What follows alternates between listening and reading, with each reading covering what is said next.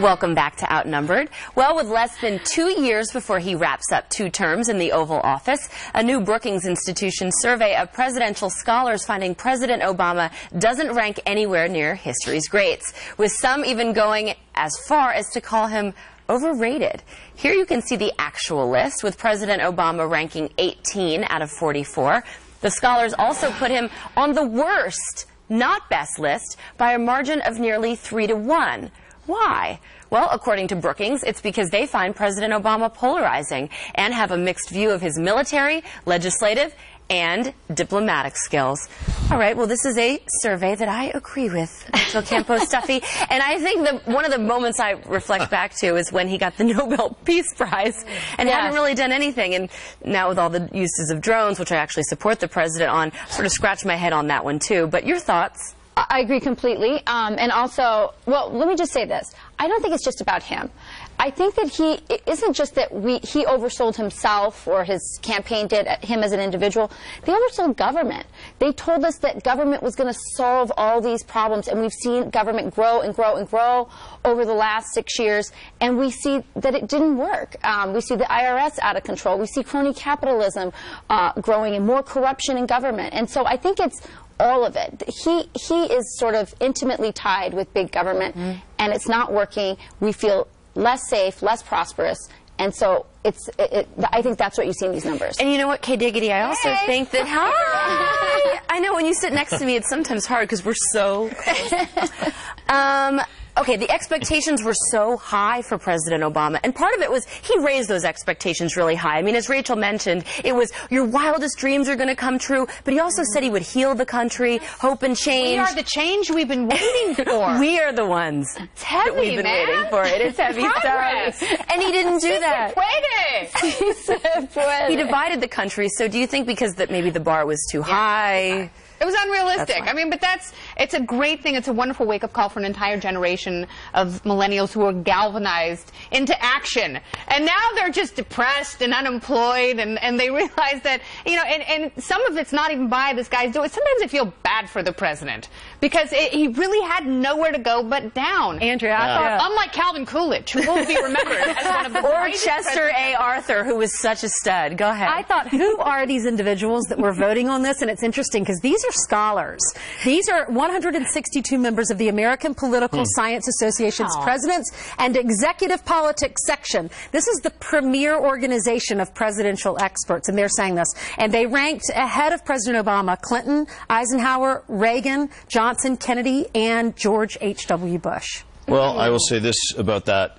He may be one of the worst presidents, but he's one of the most effective leaders because he intentionally eroded the foundations of this country, our capacity to lead in the world. He intended to do it. He's done it. I don't know if any other person could single-handedly do as much damage as this man intentionally has done. Oh, it's a really interesting point because people say he's been terrible and what is he doing, but he's actually done a tremendous amount of damage. Okay, Wisconsin governor from Rachel's home state. That's right. Wisconsin Governor Scott Walker has been emerging lately from a crowded field of possible Republican White House candidates. But as his popularity grows, the mainstream media is getting more aggressive. Time magazine published an article including an interview with, get this, Walker's high school science teacher. The headline saying she would have told him to, quote, man up. The article focuses on Walker's recent trip to England, where he dodged a question about evolution. He later tweeted that both science and his faith dictate his belief that we are created by God. His former teacher told the magazine Walker was, quote, very accepting of everything in science class, but says he should have answered the question right away. Jeb Bush recently faced similar scrutiny from the mainstream media when reporters dug into his behavior in high school.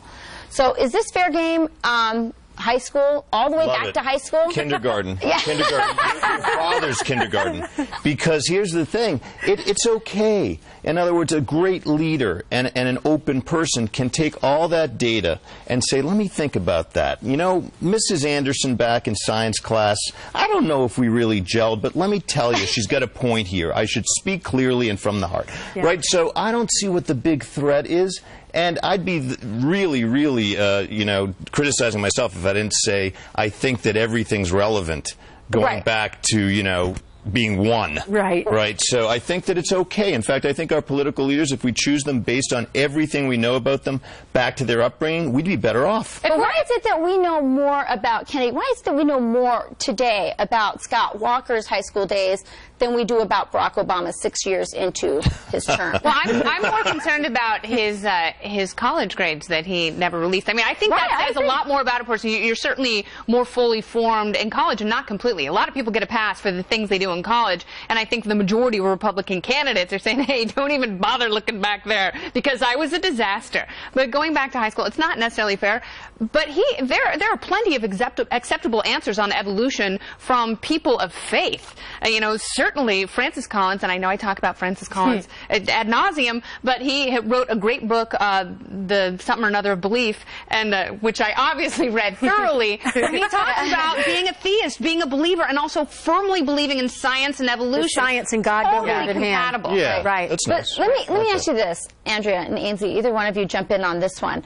So 68%, one of the things that was uncovered in this article is that, you know, Scott Walker did not complete his college education. By the way, neither did, I think, Bill Gates. Good for him. Most of it's a waste. 68% of Americans do not have a bachelor's degree. Is this insulting to those people? Remember we had talked about Mitt Romney and the 47%?